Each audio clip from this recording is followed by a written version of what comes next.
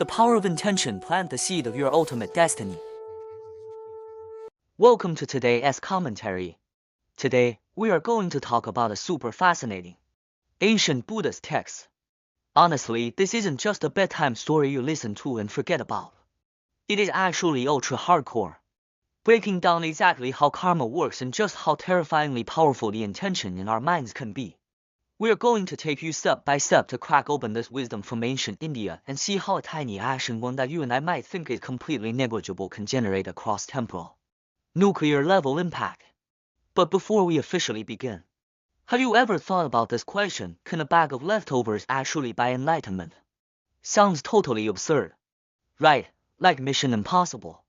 But that is exactly the treasure we are digging up today. In the ancient parable we're about to explore, the protagonist, who was at the very bottom of society, actually achieved the seemingly impossible feat using nothing but other people's leftover food. How on earth did he pull it off? Let us dive right in. Part E, the poor boy's quest. Our story is set in the ancient Indian city of Shravasti. This was a place of immense wealth and deep spiritual faith, and it is where our protagonist began his incredible journey. Back then, the wealth gap was staggering. On one hand, there was a multimillionaire named Anathapindika, who sent his 7 sons to an elite Buddhist study group called Jada Grove. What did these 7 wealthy kids eat? Meticulously prepared milk, yogurt, and all kinds of premium pastries. They were all raised well-fed and chubby. On the other hand, there was a Brahmin boy who didn't even have decent clothes to wear, let alone food. He was literally starving to death. To survive, the boy thought fast. He figured, I had to sneak into this group just to get a bite to eat. That's right, his initial motivation was purely about survival. But joining was nowhere near that easy. This elite organization had a high barrier to entry, and the admission fee was a whopping 500 kahapanas. This was a highly disciplined group. Members didn't hang out in shady places. But the main point is, for a boy who didn't even know where his next meal was coming from, 500 ancient Indian coins was an astronomical figure, a wall he could never cross in his lifetime. But guess what? The 7 kind-hearted rich boys saw how pitiful he was and actually said, "We'll cover your entire fee." How nice is that? However, they attached one condition: the boy had to be willing to take refuge in Shakyamuni Buddha. At first, the boy probably didn't even know who the Buddha was. But after hearing the wealthy kids praise the Buddha's merits to the skies, he immediately thought, wow, this is amazing, and joyfully agreed on the spot.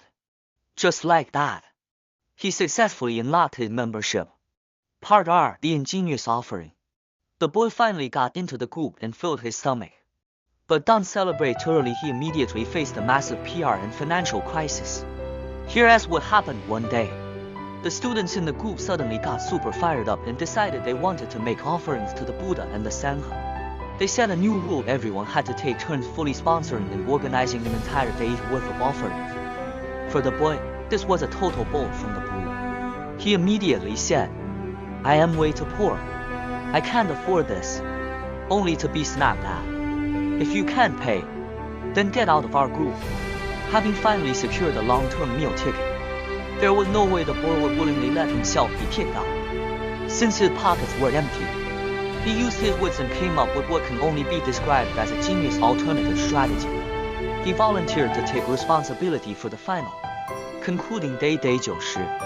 But there was a catch until that day came. Everyone else had to hand over all their daily leftovers and unused offerings to him. The others figured it didn't matter, so they agreed. Just like that, from day to day 89, for nearly 3 months he quietly collected other people's leftover food and even mobilized others to help him. He stubbornly turned that humiliation into leverage, preparing for the big event on day 90. Honestly, that kind of patience and grit is quite incredible. Part 3, the Buddhist prophecy. The story gets more and more exciting as we enter Part 3. After enduring humiliation and carrying a heavy burden for nearly 3 months, what kind of ending would this superhuman patience bring? Day 90 finally arrived, and the boy went all out. Not only did he line the entire road with night lamps to create an amazing atmosphere, but the most miraculous thing was that he actually transformed those 3 months of collected leftovers into tables of exquisitely luxurious feasts. Even wilder was his VIP guest list. Not only did he invite the Buddha and the monks, but he also used the network he had built up over the past few months to invite King Pasenadi of Kosala and the mega-wealthy Anathapindika to sit at the head table. Can you imagine? A street boy who was once starving to death was now hosting a king and the Buddha. After personally serving all the dignitaries and presenting them with gifts, the boy did something that instantly changed his cosmic destiny. He made a profoundly shocking vow in front of the Buddha. By these roots of virtue, may I in the future attain the state of a teacher of gods and humans, a Tathagati of perfect enlightenment. Do you see what he did there? He didn't ask to be rich in his next life, nor did he ask to never worry about food and clothing again. He literally went all in, betting all the points he had accumulated over the past 3 months on the highest achievement in the universe. That's right, he wanted to become a Buddha. Now commenced the most pivotal moment of the whole story. Hearing the boy's vow, the Buddha gave a super powerful response, directly validating him. Sadhu, Sadhu, noble son, you shall attain the state of a teacher of gods and humans, a Tathagati of perfect enlightenment, and your name shall be Samasiddha Tathagata. This statement was like the Buddha stamping a seal of approval on the boy, proving that his incredibly sincere intention had locked in his future destiny to achieve ultimate enlightenment and Buddhahood. Part C, the seed of enlightenment. Let's pause the story here for a moment. Now, we're going to zoom out and look at how the commentators of the text break down the underlying logic of this God-tier move. The commentators highlight a massive point here: making a vow aspiration. You can think of making a vow as planting a seed. When we do a good deed, just like the boy hosting the feast, it generates energy or merit. But if you don't make a vow, this energy is like a car with no GPS. It just drives around aimlessly and might end up being spent on some minor worldly blessings. Making a vow, however, directly sets the GPS for this energy, precisely guiding it to the ultimate destination, enlightenment. Here, the commentator says something incredibly powerful and striking. On the surface, it looks like a simple thought. But in reality, without this single seed, not a single Buddha would exist. Yes, quite literally. Every single Buddha and Bodhisattva in the entire universe who seems so high and exalted started at the exact same square one during their long journey of cultivation, making a vow. Just like that poor boy. No exceptions. Part 2, applying this lesson today. After hearing so much mind-blowing ancient wisdom, you might think, okay, but what does this have to do with me?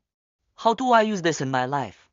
Actually, the commentator thoughtfully gives us 3 practical steps so you can directly copy and paste the boy's formula for success. Step E, perform acts of kindness. Whether it's donating money, volunteering, or simply helping someone out first, accumulate your roots of virtue. Step R, make a timely vow. This is the step most people forget. The moment you finish doing a good deed, your intention must immediately follow through. Step 7, dedicate the merit. Dedicate this merit toward the ultimate, supreme and perfect enlightenment. Master these 3 steps, and you, too, are planting the seeds of Buddhahood. At the very end of the text, the commentator leaves us with a very touching thought. He says that for us to be able to sit here comfortably today and understand these cosmic secrets that can change our destiny, we must be deeply grateful to the ancestral masters who worked so hard to translate these texts. If it weren't for them, we wouldn't have even heard of these incredible benefits. Therefore, while we absorb the essence of this wisdom, we must never forget to acknowledge kindness. Remember kindness. Feel grateful and repay that kindness. That's about all for today's commentary. But before you close the screen, I want to leave you with a question to take home and really think about. With all the busyness of your daily actions and intentions, what kind of seeds are you actually planting for your own future?